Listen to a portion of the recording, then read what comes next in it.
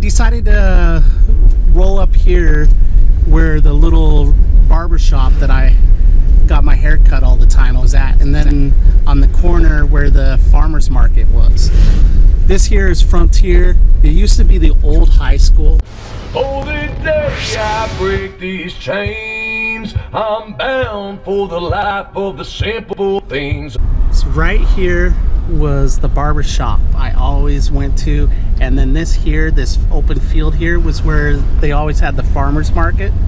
Every year I made the money that I could spend at the fair and the carnival by growing green beans and then selling them there at that farmers market. Like, we sold a bunch of other produce off the farm as well, but the green beans were my thing, and I got to actually sell them for my spending money every year. This building here is obviously no longer a theater, but that used to always be the theater. This was a pretty big time place for us all. Looks to me to be totally closed.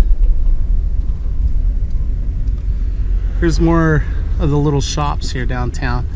Now, I noticed that everything seems to be starting to come back, because the last time I was here, most of these little shops were actually empty. So that's good news. I always like mom and pop stuff a lot better than I do corporations or big brands. I think just growing up in a small town and you know dealing with the people that sold things and everything happening to be the parents of maybe the kids you grew up hanging out with, just feels more personal. Customer service was usually way better. Anybody else miss those days? Maybe you grew up in a small town, or just you were around during the days when most of the places that were more mom and pop than they are corporate like there is now. Here, the Inca restaurant, this was the big date restaurant right here. It was a pretty good Mexican food place. The very first serious date I ever had, where I took a girl out to a nice dinner and stuff, was at that restaurant. It went pretty good. We ended up seeing each other for a while. She was a year older than me. She was in the class ahead of me, and so I ended up going and joining her for her prom and stuff. And we probably dated for 3 or 4 months. I'm not quite sure what happened. I think we just, during the summer one year, we just didn't see each other much. She was doing her thing, I was doing mine, and then the next year we just didn't see each other anymore. She'd started going to college, and even though I was doing running start at that time, where I was taking some classes at the community college, I wasn't really making an effort to go and chat with her or flirt with her anymore. So now the very first job I had, where I had to put in a job application and it was for a company, was here at Safeway. So I bagged groceries there when I was 15 until I ended up buying a car, and then I had tried some sales job that didn't end up panning out. But that was the very first place I ever worked that was more of a serious place. I worked since I was about 13, like changing water for farmers and stuff, but that was the first place I ever had a job that required me to dress a certain way and have a certain punch a time clock too. That was the first job I ever punched a time clock at. When I went to live with my grandma, this here is where I ended up going to 6th grade at. I only spent 1 year at this elementary school here, but the year I played baseball here, this was the first place I ever hit a home run. I got a hold of one of the pitches and I put it over there in the school parking lot. That actually got me looked at and offered to be able to join the All-Star team, because there was some of the guys that actually picked for the All-Star team. I know it's not all that far, but still it was pretty cool to drop one over there in the parking lot. Really got me some kudos. to go ahead and show you the little junior high I went to and then the high school, although both of those have been totally remodeled since I was here 20 years ago.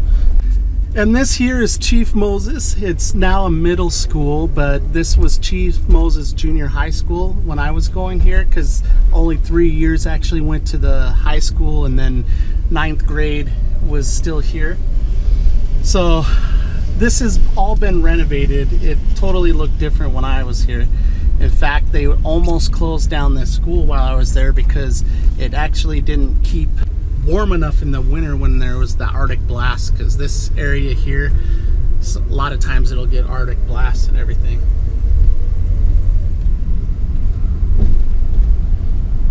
So here we are at Moses Lake High School, which is the high school I graduated from. It's had a renovation since I was here. Well, it was in process while I was here back in '97. They finished it up in '98, and kind of would have liked to have been around here when it was all redone and everything, because it looked like it was going to be cool. The gyms over here were pretty nice. A lot of good memories there for sure. Looks like they got some sport teams out there. This whole parking lot here though, when I was here at high school, it was all gravel, so there was absolutely none of these lines and everything, and everybody just kind of packed in as tight as possible to be able to park here. Across the way there, that's the Seminary Building. That's where I got my religious education when I was young. I'm on my way out to where my old fishing hole used to be. One of the gentlemen that I met up while I was up there visiting Just Incredible and going to his CamperCon thing is a guy named Steven from Texas, and I thought the guy was really cool. He's out here basically by accident, ended up staying in some primitive camping that was right there where the old swimming hole was, where we all went to go swimming and stuff in the lake down here.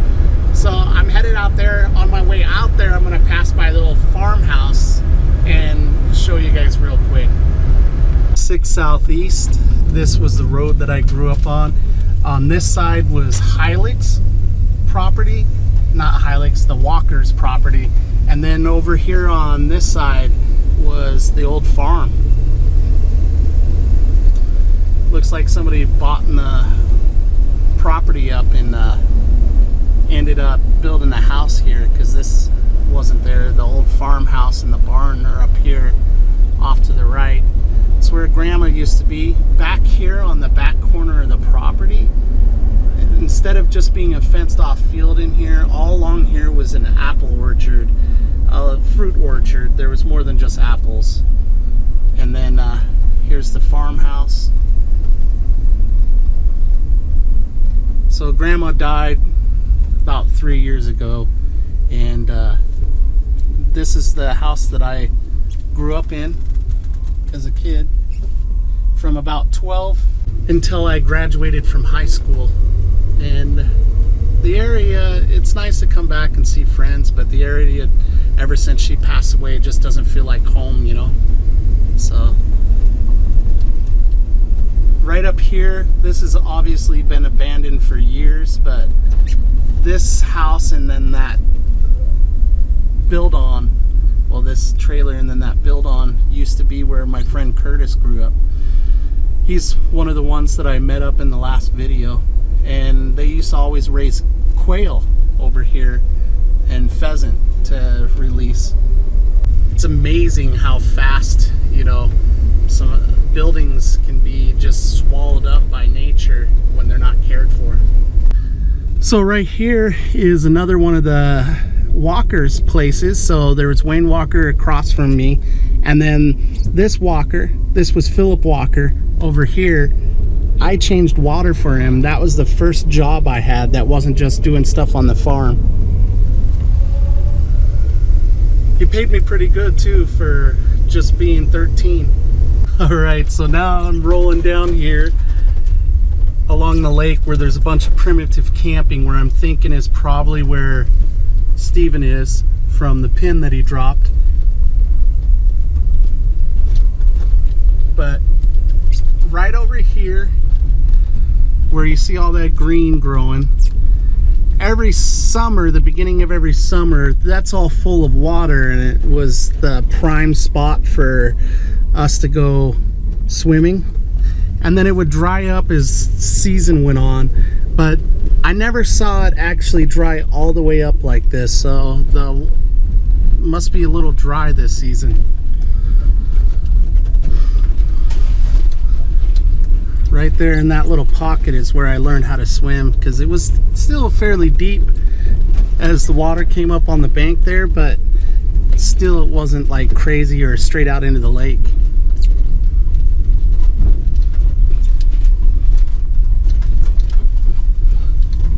There's some primitive camping.